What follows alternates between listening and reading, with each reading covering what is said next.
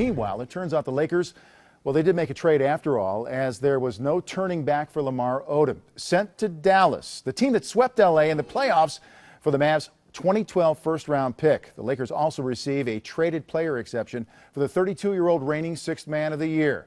Lamar and Chloe are headed to Texas. Let's get Kobe's reaction and Dirk's as well. Yeah, you gotta let Mitch do his job. Look, Mitch has proven himself over the course of years that he's been able to build a great team here, and we have to all trust that he's going to do that. That being said, it's still hard to see one of my friends, and one of our great players go somewhere, especially to that team, seemingly for nothing. Now, whether they have something else going on, that's on them to decide. But it's tough, man. It's tough. I was watching Harry Potter 2 last night, so I missed the whole thing. I had my phone somewhere in the kitchen, and when I wanted to go to bed, I checked my phone, and my phone blew up. There was a lot of messages on there, and so I was excited. Kind of obviously went on the internet right away to read up on some stuff, and really gave up nothing for a great player. So it's always a good move, and I think it's going to fit in well, so I'm excited. Man, two very different moods for the team stars, and of course big changes for the defending champs. Tyson Chandler headed to the Knicks, so key defensively for what the Mavs did in the finals. Caron Butler signs with the Clippers, and Odom, of course, will ease that. The Mavs taking a look at Vince Carter. On the Dwight Howard green light list are the Dallas Mavericks, Barea, Stojakovic, both unrestricted. So, again, big changes, but they have to like Odom and Ron, what he brings to this team because of, obviously, reigning sixth man of the year, a pro, right, and a guy who will fit in. And a guy that's, like you said, that's won championships. He's been in a good culture. But if I'm Odom, I really like this move. When you look at Odom's game, he likes being the support guy. He's thrived as being a guy that succeeds when he has other good players on the floor. You've got a Dirk Nowitzki. You've got a Sean Marion. You've got a Jet. You've got all of these pieces. Now you can come in and just be a stop fill. You can fill gaps. You can be the guy that you are. And then even though they don't have Tyson Chandler in the back, you bring in a guy like a Brendan Haywood, who's known as a solid defensive guy. Good move, I think, for Lamar Odom.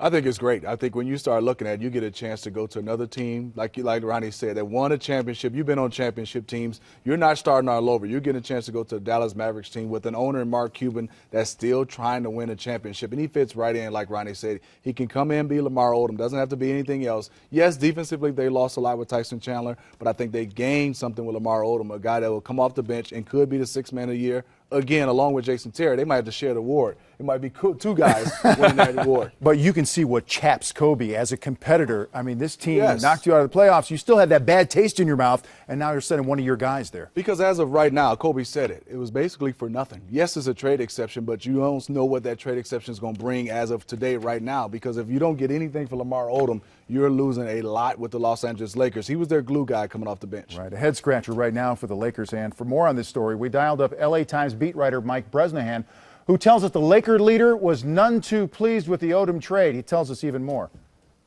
Kobe Bryant, not a big fan of this Odom deal. He said directly, I don't like it. He's very, he was confused about it. He was none too pleased. He said Lamar was a great chemistry guy. Obviously, kind of a cliche to use that phrase, but on a team where you have so many guys who have unique personalities. Kobe, of course, meta world peace. He needed a nice guy, a good guy, a guy who would always say, hey, how you doing? Congratulations. What's new with you? What's going on with you? Lamar Odom was that guy. Kobe Bryant, not happy to see him go, especially not happy to see him go to the Dallas Mavericks, the team that embarrassed the Lakers back in May, knocking them out of the playoffs in 4 games. And talk to us, Mike, about the trade exception and how that may be tied in to a run at Dwight Howard, or maybe there's no connection at all. Is Dwight next? You know, it's a very extreme move, Vince. I mean, the Lakers either did this just to dump a disgruntled player, or they did it to try to get something to go after Dwight Howard with. With the trade exception, you can use Lamar Odom's salary, which was $8.9 million this year. You can tack on $100,000, so let's go up to $9 million. That's the rule. They can take back a player for $9 million, in addition to taking back Dwight Howard. Not many players on the Orlando roster that would be around that area, maybe J.J. Redick or Jameer Nelson. but not Hedo Turkoglu. He is over $9 million. His number is about $11 million this year.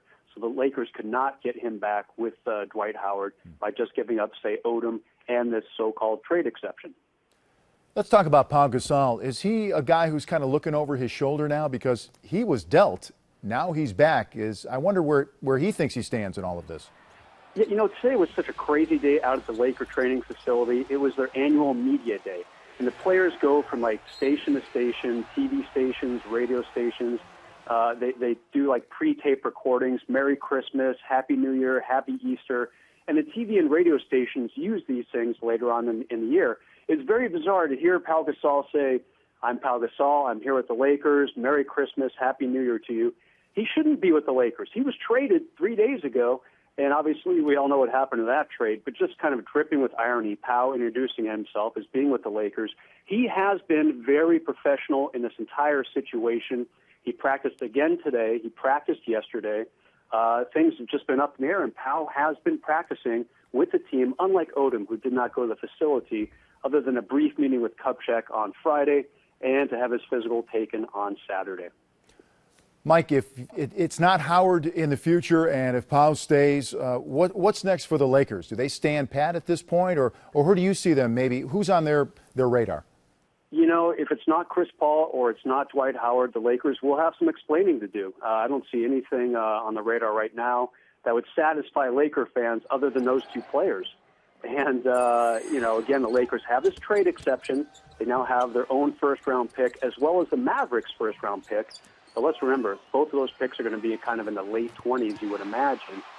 So, I talked to a Laker executive earlier this afternoon. There's nothing going on right now. So we'll just have to wait and see what the next week or two bear until the season kicks off for the Lakers on Christmas night. It's the most wonderful time of the year, Mike. Mike Bresnahan, thank you very much from the LA Times. Always good to talk with you. Anytime, Vince. So, Ronnie, you heard it. I mean, how do you get Kobe back on board?